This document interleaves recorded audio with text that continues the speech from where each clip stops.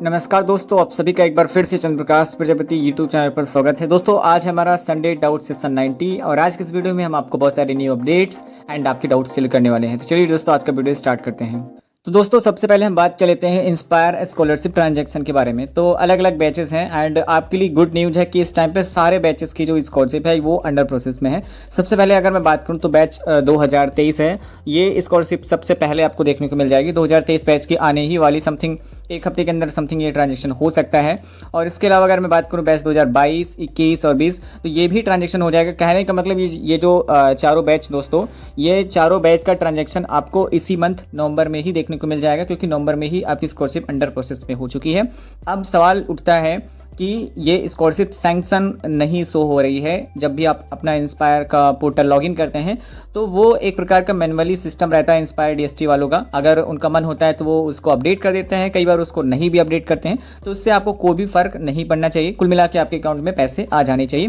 तो आप लोग पेशेंस रख लीजिए, इसी मंथ आप लोगों को बहुत सारी गुड न्यूज़ मिलने वाली हैं। तो जैसे जैसे ट्रांजेक्शन होंगे, जिस भी दिन जिस बैच की स्कॉलरशिप आती है आपको यूट्यूब के माध्यम से बताया जाएगा। साथ ही साथ हमारे व्हाट्सएप चैनल पर भी अपडेट दी जाएगी। तो अगर आपने व्हाट्सएप चैनल को सब्सक्राइब या ज्वाइन नहीं किया है तो आप उसको जरूर फॉलो कर लीजिए। इसका लिंक वीडियो के डिस्क्रिप्शन में एंड कमेंट बॉक्स में पिन कर दिया गया है। तो दोस्तों यहाँ पे हम आज के क्वेश्चंस देख लेते हैं। यहाँ पे पहला क्वेश्चन है, सर मैं 2023 बैच का स्टूडेंट हूँ, मार्कशीट कॉलेज से मिलने वाली अपलोड करनी है या नेट वाली?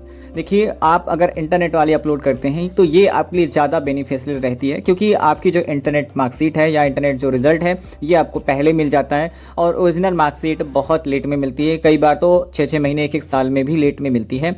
तो जो सबसे बेस्ट मेथड है वो है इंटरनेट मार्कशीट को अपलोड करना।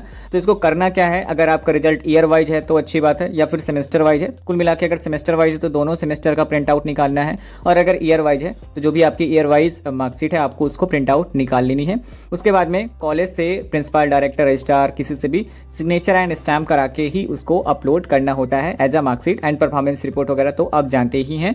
इसके रिगार्डिंग और भी इन्फॉर्मेशन के लिए आप चाहो तो हमारे यूट्यूब चैनल पर विजिट कर सकते हो। एंड ऑफर लेटर आने के बाद आगे का क्या प्रोसेस है इस वीडियो को अच्छे से आप देख सकते हो। उसमें मैंने बहुत ही अच्छे तरीके से सारी चीज़ें को डिफाइन किया हुआ है। तो यहाँ पे दोस्तों अगला क्वेश्चन देख लेते हैं, सर इंस्पायर परफॉर्मेंस में सेल्फ अटेस्टेड मार्कशीट अटैच करने को लिखा है, तो पीडीएफ अपलोड करने पर परफॉर्मेंस एंड मार्कशीट दोनों को पीडीएफ बनाना है क्या? देखिए, आपकी इन्फॉर्मेशन के लिए बता दूं कि आपको जब भी पोर्टल आप ओपन करते हो और वहाँ पे अपलोड करने के लिए दो ऑप्शन आते हैं। एक तो आपका मार्कशीट ऊपर देता है और नीचे आपको परफॉर्मेंस रिपोर्ट देता है। तो सिंपल सा एक ही काम करना है कि मार्कशीट की जगह पे मार्कशीट का पीडीएफ बना के अपलोड करना है, एंड परफॉर्मेंस रिपोर्ट की जगह पर ओनली परफॉर्मेंस रिपोर्ट का पीडीएफ बना के आपको अपलोड करना है। अगला क्वेश्चन देख लेते हैं, भैया मैं 2023 बैच का हूँ, हमारा अभी तक फर्स्ट ईयर का रिजल्ट नहीं आया है, इंस्पायर में कोई दिक्कत तो नहीं होगी ना? देखिए, आपकी जानकारी के लिए बता दें कि ऑफर लेटर आने के बाद आपको 1 साल का टाइम दिया जाता है। From the date of offer letter आपको 1 ईयर का टाइम दिया जाता है आपको अपना बीएससी फर्स्ट ईयर के डॉक्यूमेंट अपलोड करने के लिए। तो अगर आप 2023 बैच के हो तो आई होप कि आपका ऑफर लेटर जून 2024 में आया है एंड अभी 1 साल नहीं हुआ है, तो आपको कोई भी प्रॉब्लम वाली बात नहीं है। जब आपका रिजल्ट अनाउंसमेंट होता है तब आप उसको आसानी से अपलोड कर सकते हैं। फिलहाल अभी के टाइम में अगर आपने बैंक डिटेल्स नहीं अपलोड किया है तो उसको जरूर अपलोड कर दें, क्योंकि बैंक डिटेल्स अपलोड करने के लिए 6 मंथ ही टाइम दिया जाता है from the date of offer letter.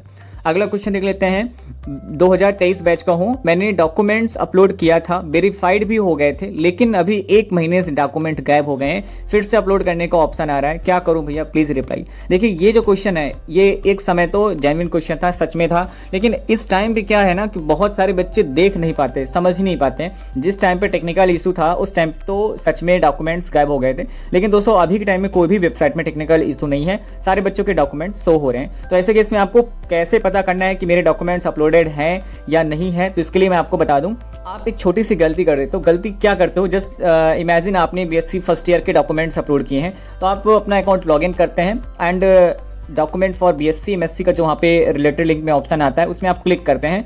तो बस क्लिक करते ही वहाँ पे अपलोड करने का ऑप्शन आपको दिखाई देता है और आप कहने लगते हैं कि आपके डॉक्यूमेंट्स फिर से अपलोड करने के लिए मांग रहे हैं, जबकि ऐसा है ही नहीं।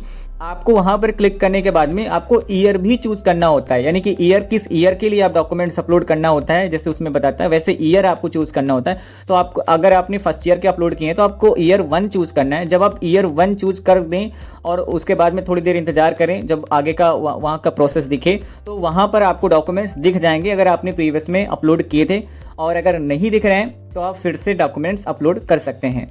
अगला क्वेश्चन देख लेते हैं। Thank you so much for guidance. मैं 2023 बैच का स्टूडेंट हूँ। मैंने सभी डॉक्यूमेंट अपलोड कर दिया है, बट वन प्रॉब्लम, CGPA भरते टाइम 8.35 के प्लेस पर 8.6 हो गया है। कुछ प्रॉब्लम नहीं होगी ना sir? Please help me sir. देखिए, ऐसे कोई भी मेजर प्रॉब्लम नहीं है। अगर आपके CGPA भरने में कोई प्रॉब्लम हो जाती है या फिर कई बार मार्क्स को भरने में भी प्रॉब्लम हो जाती है, तो इससे कोई मेजर प्रॉब्लम नहीं है। आपको घबराने की कोई ज़रूरत नहीं है। आपका आई थिंक रिवर्ट भी नहीं आएगा इतने में।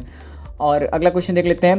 हेलो भाई, क्या BSc जिस कॉलेज से किए हो उसी कॉलेज से MSc करो तभी MSc की स्कॉलरशिप ले सकते हैं? ऐसा कुछ भी नहीं है।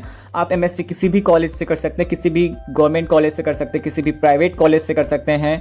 बस आपका जो MSc जिस कॉलेज से करने जा रहे हो वो उस कॉलेज का नाम आपके इंस्पायर वेब पोर्टल पर रजिस्टर्ड होना चाहिए, तभी आप वहाँ से कर सकते हो। एंड एक चीज़ और है कि आप डिस्टेंस लर्निंग वाला काम नहीं कर सकते हो, इरेगुलर नहीं कर सकते हो, आपको रेगुलर ही MSc करनी होती है। अगला क्वेश्चन देख लेते हैं। मैंने 2022 में इंस्पायर भरा था, अब मेरा ऑफर लेटर आया है, जून में बैंक डिटेल्स फिल हो गए हैं। अब मैं परफॉर्मेंस रिपोर्ट कैसे भरूं और कौन सा ईयर डालूं? प्लीज़ बता दीजिए भैया जी, समझ नहीं आ रहा। देखिए, अगर आप बैच 2022 के स्टूडेंट हो और आपका अभी रिसेंटली में इसी ईयर ऑफर लेटर आया है एंड आप BSc फर्स्ट ईयर के डॉक्यूमेंट्स अपलोड करो, और BSc फर्स्ट ईयर के डॉक्यूमेंट्स के साथ में अगर आपका पूछना ये है कि BSc फर्स्ट ईयर की जो परफॉर्मेंस रिपोर्ट है उसमें मुझे कौन सा सेशन डालना है, तो उसमें आपको 2022-23 सेशन डालना चाहिए। एंड अगर आप 2022 बैच के स्टूडेंट हो एंड BSc सेकेंड ईयर के डॉक्यूमेंट्स अपलोड करो तो आप उसमें 2023-24 सेशन डाल सकते हो। हालांकि बहुत सारे बच्चे 24-25 भी सेशन डाल देते हैं, उनका भी वेरीफाइड हो जाता है। तो कुल मिला के उतना ज़्यादा सेशन मैटर करता नहीं है। DST वाले खुद अपने आप में समझदार हैं, वो समझ जाते हैं कि किस ईयर की है, वो आपका रिजल्ट देख के समझ जाते हैं। बस परफॉर्मेंस रिपोर्ट में आपका सिग्नेचर स्टैम्प वगैरह बस अच्छे से होना चाहिए, और बाकी ईयर वगैरह अच्छे से सिलेक्ट होना चाहिए कि किस ईयर के कर रहे हो। BSc में टिक होना चाहिए, सेटिस्फैक्ट्री में टिक कर दो, कंटिन्यू वगैरह पे टिक कर दो। कई बार अगर टिक नहीं भी करते तो भी एक्सेप्ट वगैरह हो जाते हैं, नहीं तो वो लोग रिवर्ट कर देते हैं, तो दोबारा से अपलोड कर सकते हो।